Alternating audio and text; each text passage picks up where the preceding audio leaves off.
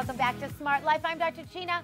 After the latest shooting in Santa Barbara, parents and politicians and everyone in between demanding that something must be done to prevent these shootings in the future. So there are a lot of ideas being thrown around, like banning guns, mental health screenings to purchase a firearm.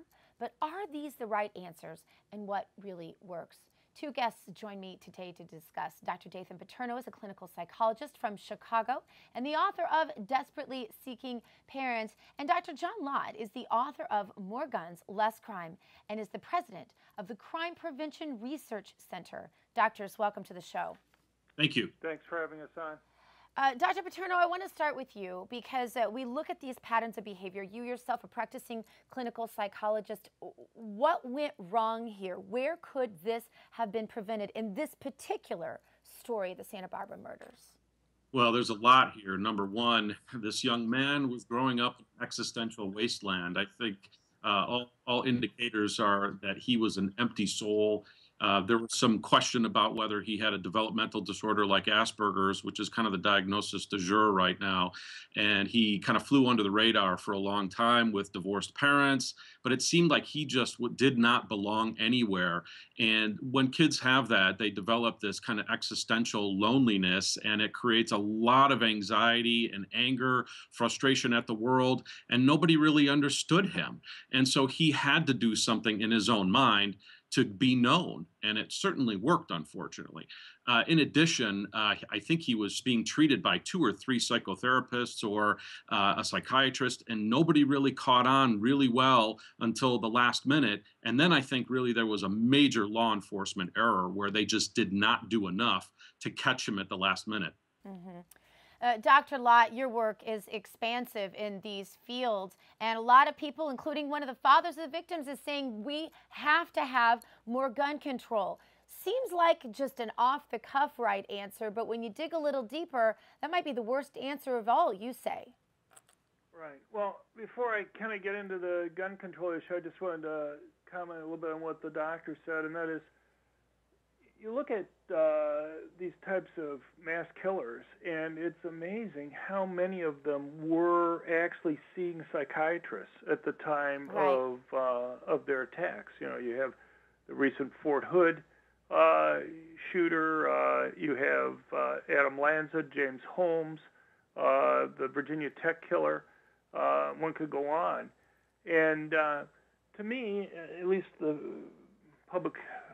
mental health people that I've talked to over the years, I've come away with kind of an appreciation of how incredibly difficult it is to find people who are actually going to be this type of threat to others. Mm-hmm. You're talking about a very tiny percentage of people, even people with schizophrenia, who really represent this type of danger. I mean, you're talking about maybe, 1 out of 100,000 people with schizophrenia might pose this type of danger, and that estimate's probably much too high.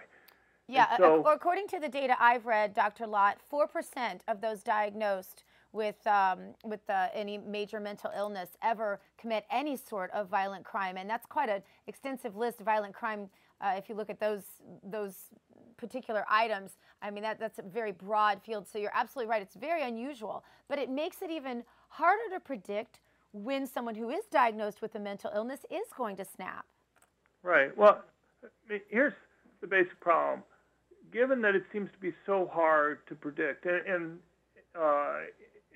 in Roger's case, he was being taken care of by somebody who is a nationally known psychiatrist. If it is hard to predict these things, the question becomes, what's your backup plan? And what do you do when you haven't been able to identify these people in time and can't stop them?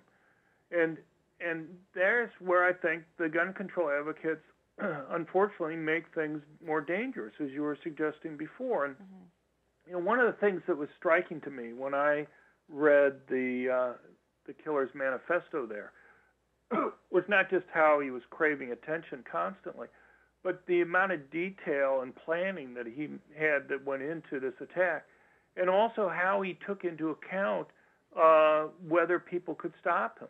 I'll just give you one of the quotes from here that struck me. You find this in several different places. I'm sure the doctor might have some other examples, but he says, where he's talking about possible venues that he could attack, he says another option was Deltopia, a day in which many young people pour in from all over the state to have a spring break party on Del Playa Street.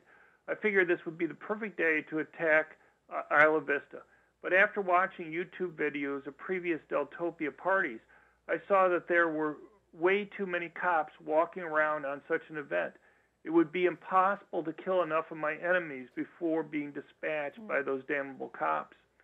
And, so when you're dealing with someone who, is planning these types of things well a year and a half in advance, and, he's obviously smart enough to go and take into account things that can go and stop him. To me, the thing is, it's great that the police were there in force on those days and would dissuade him from attacking then. But what do you do when the police aren't in force there? Well, that becomes the question for sure. Dr. Paterno, just a moment. Let me go back to Dr. Paterno for just a moment, because this is interesting. As these arguments start to square up, I'm noticing a pattern immediately. Those, especially on the right, who are Second Amendment advocates, they're saying, well, we need more mental health. Well, of course, the drug companies are going to jump right on that bandwagon, because every time there's a new diagnosis, that means there's a new need for a drug, and they're going to make more money. So there's going to be a lot of money behind this mental health need, if you will, Dr. Paterno, with a new DSM-5 that basically diagnoses about more than 50% of our population with a mental illness. Making them the target of those wanting to remove guns from anyone with any diagnosable mental illness. How do you advise a parent if they're seeing disturbing signs in their child? I mean, I would think that if I were a parent of a child displaying mental illness symptoms, I would be very hesitant to take them to a psychologist to get a diagnosis and know their freedoms were going to be ripped. That's exactly right. And that's the catch-22 here, that I think these, the knee-jerk reaction, which I understand, everybody's upset about this, and our hearts go out to the victims and to the parents of the perpetrator even. And I understand that we want to do something, but like many, liberal knee-jerk reactions, that the fantasy is that doing something is better than doing nothing. But that might not be the case here, because I am really terribly afraid that there would be a chilling effect on people coming to psychotherapists or psychiatrists or pediatricians when they are struggling with something or bringing their child in, because the government will get their dirty hands on everything and start restricting them. And so people, whether it's veterans coming back from wars or children or people who are just struggling on a day-to-day basis, if they know that people are going to punish them for sharing their thoughts and feelings and fantasies, which is what is supposed to happen in psychotherapy, so that we can kind of sublimate our nasty ideas and our fantasies into something a lot better, they're never going to come, and they're not going to get the help that they need. And I'm terribly afraid of that. Out of time, doctors. You are both. I could talk to you all day. I want people to go to Crime Prevention Research Center, check out Dr. Lott's stuff. Dr. Dathan Paterno, clinical psychologist, author of Desperately Seeking Parents. And ladies and gentlemen, check out their stuff. We're going to have y'all on another day, because there's just too much good stuff here. And we need to find answers to this. So thank you both for being with me.